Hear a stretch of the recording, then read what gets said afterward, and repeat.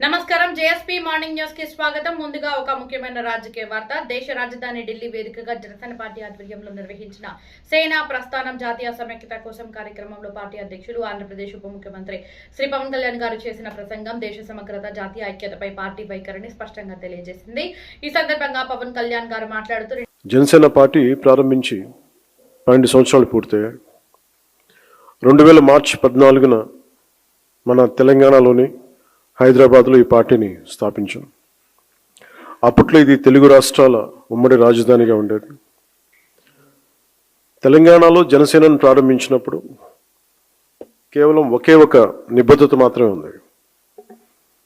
అది మన దేశాన్ని బలోపేతం చేయటం, దేశ సమగ్రతని కాపాడటం, దేశ సమగ్రతకు కలిగించే ఎలాంటి విభజన శక్తులకైనా వ్యతిరేకంగా పోరాటం.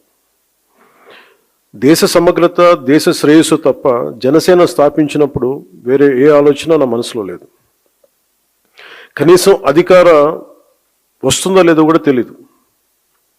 ఎందుకంటే అసలు ఆ రోజున అలాంటి ఆశ కూడా లేదు. 2014 సాధారణ ఎన్నికలకు కేవలం 2 నెలల ముందు మాత్రమే మనం ఈ పార్టీని స్థాపించాం.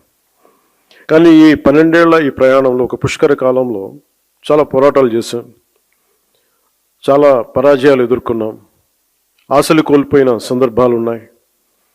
అయినప్పటికీ మన అందరం నమ్మే ఒక బలమైన సిద్ధాంతానికి కట్టుబడి మారుతున్న సామాజిక రాజకీయ పరిస్థితులకు అనుగుణంగా మన 7 ప్రాథమిక సూత్రాలను బలంగా పట్టుకుని నిలబడ్డాం.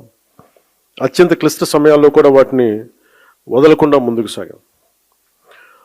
మారుతున్న రాజకీయ పరిణామాల్లో ఒక నిర్దిష్టమైన ఆచరణాత్మక విధానంతో మనం దాదాపు 21 ఎమ్మెల్యే స్థానాలని, 3 ఎంపీ స్థానాలని మరియు ఇంక్లూడింగ్ రీసెంట్ రాజ్యసభతో పాటు కలిపి 2 ఎమ్మెల్సీ స్థానాలని ఈ రోజున సాధించగలిగాం. 1,00,000 మంది సభ్యత్వంతో ప్రారంభమైన ఈ పార్టీ ఈరోజు ఆంధ్రప్రదేశ్లోనే కాకుండా తెలంగాణతో కలిపి 20 లక్షల పైగా సభ్యత్వాలను చేరుకుంది.